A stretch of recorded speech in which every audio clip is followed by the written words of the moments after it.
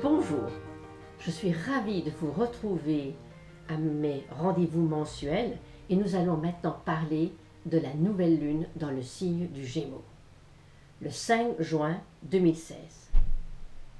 En suivant le rythme du zodiaque, nous avons d'abord eu le côté émetteur Bélier, récepteur Taureau, émetteur Gémeaux. Qu'est-ce que c'est le Gémeaux? Le Gémeaux est un signe mutable, c'est un signe de transition entre le printemps et l'été. Il est lié au choix. Qu'allons-nous choisir?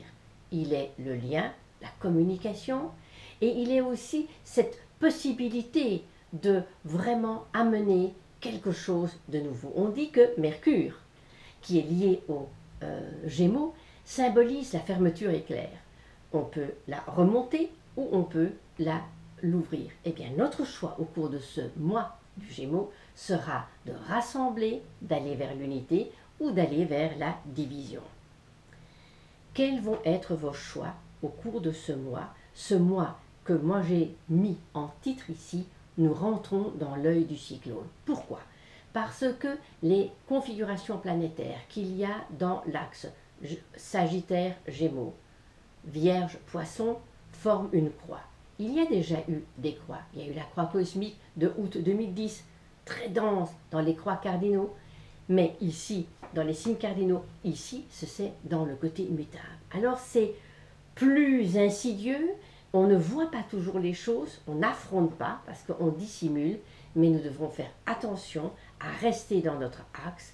Et j'ai l'impression que ce que nous allons vivre, c'est un petit peu comme l'oracle de Delphes qui nous disait « Connais-toi toi-même et tu connaîtras l'univers et les dieux ». Centrons-nous sur nous, regardons comment nous fonctionnons et à ce moment-là, peut-être l'énergie extérieure sera différente. Donc nous assistons, et nous l'avons bien vu, avec ces mois du Taureau, avec un affrontement beaucoup plus fixe. Nous continuerons l'affrontement avec le mois de juin, surtout avec cette opposition Neptune liée Neptune, Poisson, Jupiter, Vierge, et là, cet amas planétaire, Soleil, Vénus, Lune, dans le signe des Gémeaux, qui est opposé évidemment à Saturne. Si on additionne le 5 juin 2016, nous arrivons à 20 ou à 2. Je choisis la lame du jugement. Pourquoi? Parce que le jugement, c'est accepter de renaître. Et pour renaître, nous passons par une résurrection. Nous devons faire mourir l'ancien pour aller vers le nouveau. Il y a eu une conjonction importante le 9 mai dernier, c'est-à-dire que Mercure est passé devant le Soleil, mais il s'est mis au cœur du Soleil, ce qu'on appelle quasimi. Qu'avez-vous vécu autour du 9 mai? Quelles sont les conséquences de cette configuration aujourd'hui dans votre vie? Autre élément intéressant, c'est que vous savez bien qu'il y a les phases croissantes et décroissantes, mais il y a aussi la lune montante et descendante. Et là, ces derniers temps, et surtout avec ce mois de juin, lorsque la phase est croissante, la lune est descendante, lorsque la phase est décroissante, la lune est montante. Y aurait-il une circulation énergétique court-circuit? Que dégage ce thème pour moi? Dans cet œil de cyclone, c'est comment acquérir la parole impeccable. Le Gémeaux est le signe du lien. Comment allons-nous retrouver le lien et de ne pas vivre des schémas Caïn et Abel en permanence? Mars rétrograde dans le Scorpion va nous demander de modifier, de changer notre manière d'agir. Qu'avons-nous vécu au printemps 2014? Neptune, très important, deviendra rétrograde à la mi-juin. Observez vos réactions quant aux déceptions, quant aux trahisons et quant à vos peurs. Ne rentrez pas dans le jeu. Les lunes noires sont définitivement rentrées dans le signe du Scorpion. Quel est le parallèle que vous pouvez faire avec l'été et l'automne 2007? Le monde musulman rentre le 5 au soir dans le Ramadan. Bon recueillement. Un petit mot sur chaque signe lié à cette nouvelle lune, à ces schémas de communication, d'unité, de retrouver et de ne pas s'éparpiller et de devenir une girouette au-dessus du clocher. Bonjour Bélier, adaptation aux circonstances, faire le dos rond. Surtout interrogez-vous sur votre manière de communiquer, lâchez vos blessures émotionnelles, faites un pas vers les autres. Taureau, que s'est-il passé ce fameux 9 mai dernier? Un éclairage bénéfique avec cette lunaison va se faire avec le lien à la communication, surtout si vous cheminez à la manière de l'ermite et pas de l'empereur, c'est-à-dire sans dépendance et éclairé par votre propre lumière de conscience. Bonjour Gémeaux. Bon anniversaire, surtout au deuxième décan. Quel vœu avez-vous déjà fait en soufflant vos bougies? Et ceux qui ne l'auront pas encore fait, eh bien, pensez-y. Au cours de cette lune, les énergies contradictoires sont quand même présentes et court-circuiteront la direction que vous allez prendre. Des freins que vous rencontrez permettent de réajuster le lien entre vos désirs et les choix de vos désirs. Donc, qu'est-ce que vous allez choisir? Qu'est-ce qui est bien pour vous, mais pas pour le masque et l'apparence, puisque l'opposé au Gémeaux, c'est le Sagittaire, et ça peut être le masque. Donc, choisissez pour vous et pas pour plaire au masque. Vous vivez donc une période de gestation, même si c'est une renaissance avec votre anniversaire. À partir du 13 juin, Mercure rentre dans votre signe. Les 16 et 17 juin, moment intéressant pour travailler sur les blessures ancestrales de rejet, vous, Gémeaux. Cancer, le mot-clé pour vous communiquer, exprimez-vous. Pensez à faire le bilan pour votre anniversaire prochain, à partir du solstice d'été. Ne laissez pas les choses stagner. Vous savez que depuis 2008, Pluton, opposé à votre signe, ne vous laisse pas du répit. Connectez-vous à la Lune, votre planète maîtresse, votre intuition, et mûrissez émotionnellement. Vénus rentre dans votre signe le 18 juin. Lion. Bonjour Lion, la conjonction nouvelle lune se fait avec Vénus et elle est très bénéfique pour vous. Elle sera à l'image d'une batterie qui va vous recharger quand vous en aurez besoin. En fonction des événements que vous vivez, bien sûr, vous ferez le ménage, soit d'enterrer, soit d'ancrer, soit, je dirais, de amener avec plus de profondeur ou de lâcher les vieilles rancœurs qui ne sont absolument plus nécessaires aujourd'hui. Lâchez-les une fois pour toutes. Je dirais que lâcher les rancœurs, ça vaut pour tout le monde, mais pour vous, Lion, également. Vierge, période de parenthèse, où vous attendez votre tour pour monter sur la scène dans les coulisses. Ceci peut être accompagné de découragement. Ne lâchez pas. Vous gagnerez une reconnaissance grâce à quoi? À votre endurance. N'oubliez jamais que vous êtes un signe de terre, les pieds sur terre. Balance. Vous devrez agencer différemment votre quotidien. Tout dépend des circonstances que vous vivez, que ce soit au travail ou dans votre vie affective. Les choses bougent, donc il faut s'adapter. Si vous vivez des déceptions, sachez que vous trouverez des solutions pour rebondir. Scorpion. Un travail initiatique commence pour cette nouvelle lune ou avec cette nouvelle lune. De quelle manipulation ou force obscure avez-vous encore peur? Soyez prudent les 17 et 18 juin aux réactivités émotionnelles, car vous aurez tendance à composer et à compenser ces attitudes par des côtés plus intransigeants et possessifs. N'en devenez pas victime. Avec la nouvelle lune Gémeaux, faites les liens avec ce que vous avez vécu en été 2007. Le rapport 2007 aujourd'hui. Bonjour Sagittaire, cette nouvelle lune Gémeaux est opposée à votre signe. Effet miroir. Soyez attentif aux informations. Que cette lune vous apporte réellement quelque chose au niveau de l'idéal. Parce que au Gémeaux, on a l'information, au Sagittaire, on va répandre cette information. Ces informations viendront surtout grâce à vos relations, à vos contacts. Depuis un an, Saturne et Jupiter, plutôt en août, vous conduisent à plus de réflexion, de pondération. En un mot, prudence petit pas.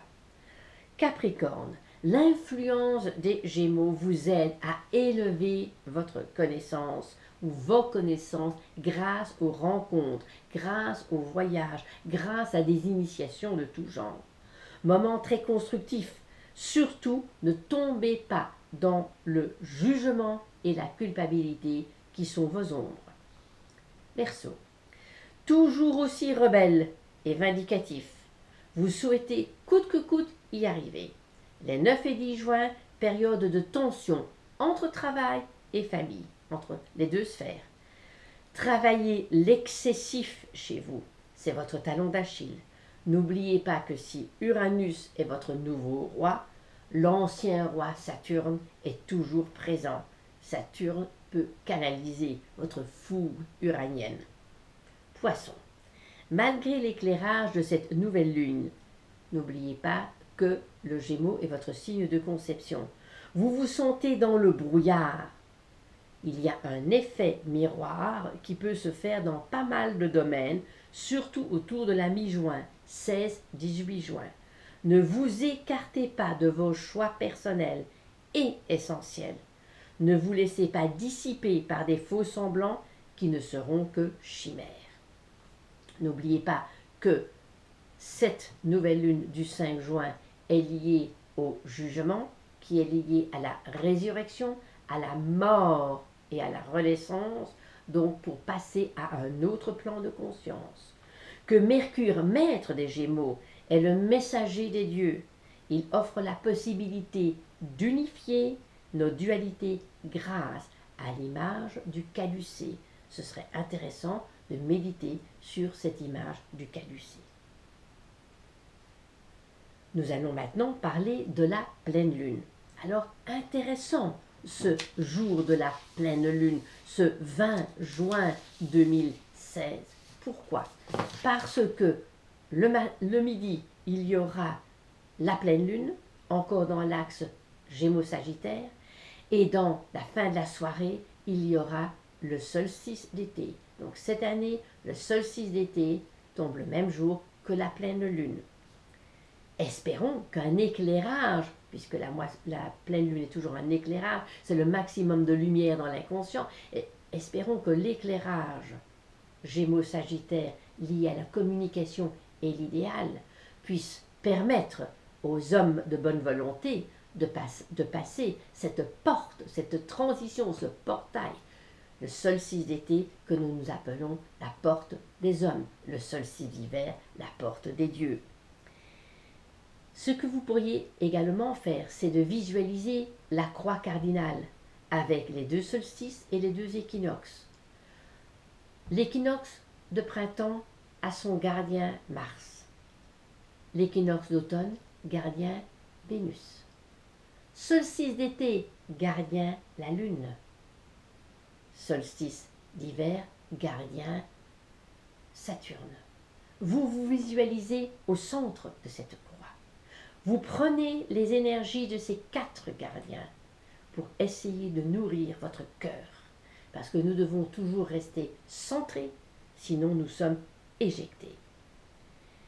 Si nous additionnons le 20-6-2016, nous arrivons à l'étoile. Depuis le mois de mars, la pleine lune est liée à l'étoile et elle le sera jusqu'à l'automne. L'étoile est magnifique puisqu'elle est dans la simplicité, elle est nue, elle est dans le lâcher-prise. Elle est celle qui est connectée par le ciel et par la terre. L'étoile est l'âme, est l'arcane qui est complémentaire du pape. Donc on pourrait presque dire ici que le pape se nourrit de la connexion de l'étoile. Et l'étoile permet, agit, fonctionne grâce à sa complémentarité, le pape. Nous sommes toujours dans la croix mutable, sauf que avec cette pleine lune, eh bien, nous sommes avec un ascendant vierge, ce qui renforce de rester les pieds sur terre. Donc, si nous avons vu que de la nouvelle lune à la pleine lune, elle était très dense, très vindicative, très tendue, avec surtout aussi un Mars rétrograde dans le Scorpion. Mars va devenir direct à la fin du mois, au 23e degré du Scorpion, au quinconce exact Uranus. Ajustez votre manière d'être et d'agir. Donc nous avons une première partie de la lunaison très dense. Espérons que l'éclairage de la pleine lune, le solstice, l'éclairage réellement de être va permettre de la deuxième partie de ce mois d'être moins dans les tensions, dans les conflits, dans tout ce qui est désordre, enflammable. Et vraiment, c'est un mois qui a commencé le 5 juin de manière difficile. Je l'ai appelé l'œil du cyclone. Maintenant, espérons que la deuxième partie du mois sera plus calme. On peut se reposer. Après le tsunami, eh bien, les choses peuvent se reposer.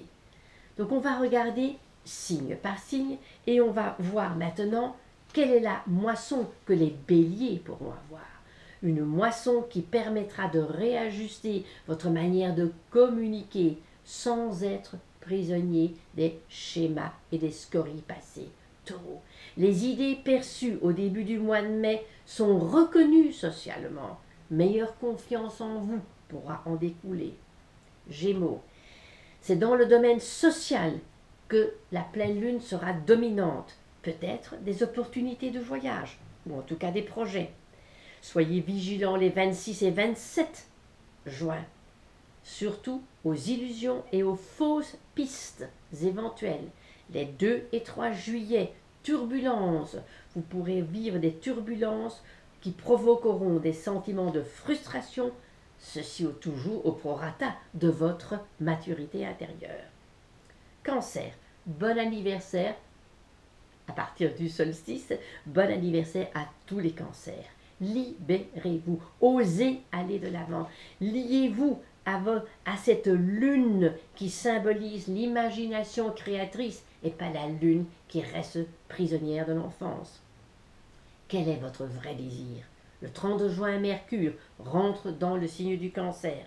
Début juillet sera marqué par des événements qui n'iront pas toujours dans votre sens. Mais quelque part, tant mieux, parce que c'est comme cela, quand on affronte des choses, qu'on va au-delà de l'obstacle. Gardez la tête froide et poursuivez votre chemin avec vos projets. Bonjour Lion. Cette moisson a des couleurs d'indépendance, avec possibilité de pas mal de projets, en même temps que des vieilles peurs émergent et vous anesthésient une partie de vous-même, de vos projets ou de votre manière de penser. N'oublions pas que nous sommes dans la moisson de la nouvelle lune Gémeaux et que dans l'axe Gémeaux-Sagittaire, nous allons pouvoir faire des choix en conscience de quelle manière nous allons exprimer ou communiquer notre créativité ou nos projets. Vierge, gardez votre cap, prenez de la hauteur. Pourquoi prendre de la hauteur? Afin de ne pas être atteint par des tensions ou par des schémas de manque. Des déceptions peuvent venir à vous autour du 26-27 juin. Début juillet, 3-4 juillet, vigilance, car vous pourrez tomber dans le jeu de situations compliquées. Restez en dehors, restez capitaine de votre navire. Balance, période où vous récolterez des valeurs nouvelles.